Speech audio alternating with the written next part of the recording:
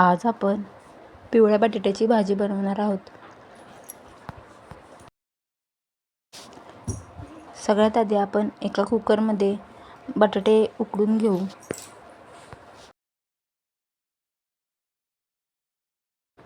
अर्धा किलो बटाटे उकडायला टाकते इथं मी. तुम्ही तुमच्या अंदाजानुसार बटाटे कमी जास्त घेऊ शकता.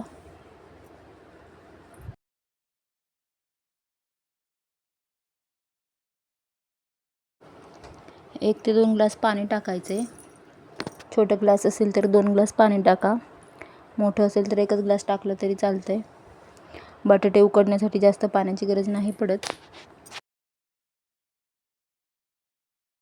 पाणी टाकून झाल्यानंतर आपण कुकरमध्ये लिंबाची फोड टाकून घेऊ.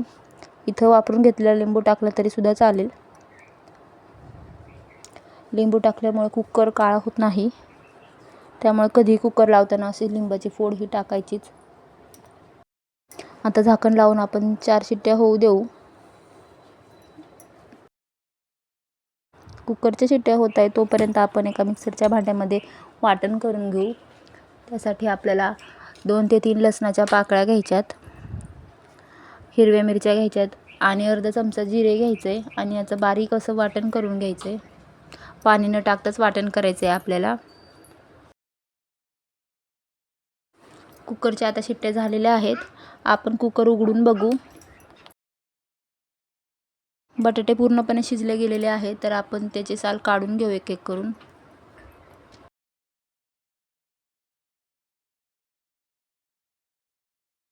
थोडंसं थंड पाणी टाकायचं बटाट्यांमध्ये आणि थोडं थोडं करून जसं हाताला सोसेल तसं आपल्याला साल काढून घ्यायचे.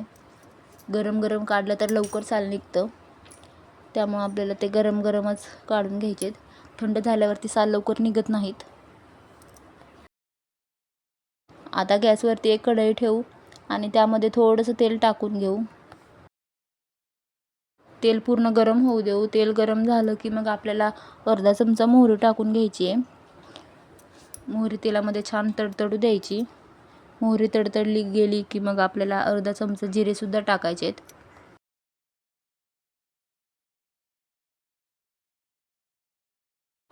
नंतर त्यामध्ये आपल्याला 4 ते 5 कढीपत्त्याची पानं टाकायची आहेत. पिवळ्या बटाट्याच्या भाजीमध्ये कढीपत्त्याच्या पानांची एक छान चव येते, वेगळी चव येते. त्यामुळे हा टाकायचाच, हा अवॉइड नाही करायचा.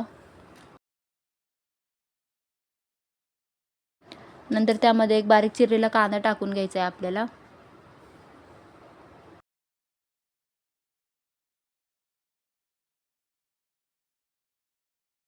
कांदा गुलाबी रंगावरती येईपर्यंत आपल्याला छान परतून घ्यायचा आहे. ही बटाट्याची भाजी तुम्ही चपातीसोबत खाऊ शकता, एकदम मस्त लागते. पुरीसोबत सुद्धा छान लागते.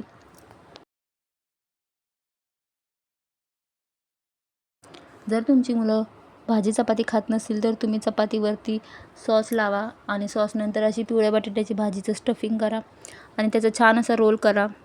मग मुलं आवडीने भाजी चपाती खातील. कोणती पण भाजी ॲड तुम्ही करू शकता यामध्ये. जर तुमची मुलं भाजी चपाती खात नसतील तर अशा पद्धतीने तुम्ही त्यांना चारू शकता. आता आपण त्यामध्ये टोमॅटो टाकून घेऊ आणि टोमॅटोसुद्धा परतून घेऊ. टोमॅटो नरम होईपर्यंत परतून घ्यायचं आहे आपल्याला.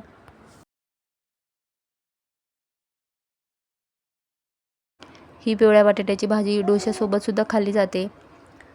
पटकन होते आणि चव पण छान लागते डोश्यासोबत खाताना. टोमॅटो नरम झाला आहे. आता आपण कांदा टोमॅटोमध्ये पाव चमचा हळद टाकून घेऊ.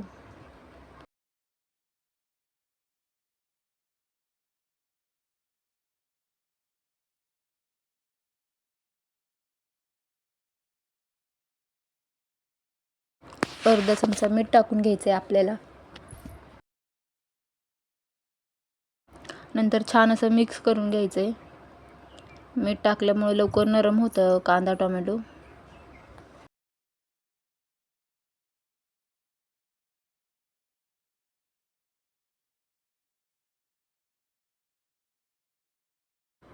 नंतर हिरव्या मिरचीचा ठेचा टाकून घ्यायचा आहे, जो आपण मिक्सरच्या भांड्यात बनवला आहे तो. आणि एकदा मिक्स करून घ्यायचं आहे.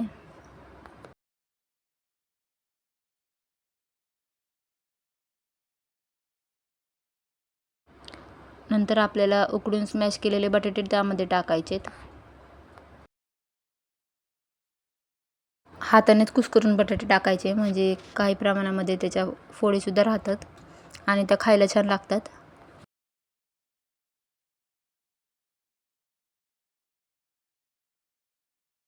आता आपण बटाटा मिक्स करून घेऊ. चमच्यानेच ह्या बटाटा मिक्स करून घ्यायचा आहे.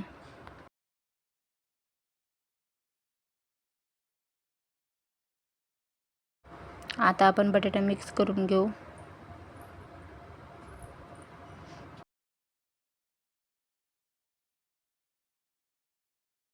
एकदम छान असा रंग आलेला आहे बटाट्याला. डोश्यासोबत खायलासुद्धा छान लागेल, चपातीसोबतसुद्धा आणि पुरीसोबतसुद्धा. फक्त डोश्यासोबत खाताना यामध्ये थोडं पाणी ॲड करायचं आणि हरभऱ्याची डाळ, म्हणजे डोश्यासोबत खायला हा छान लागेल.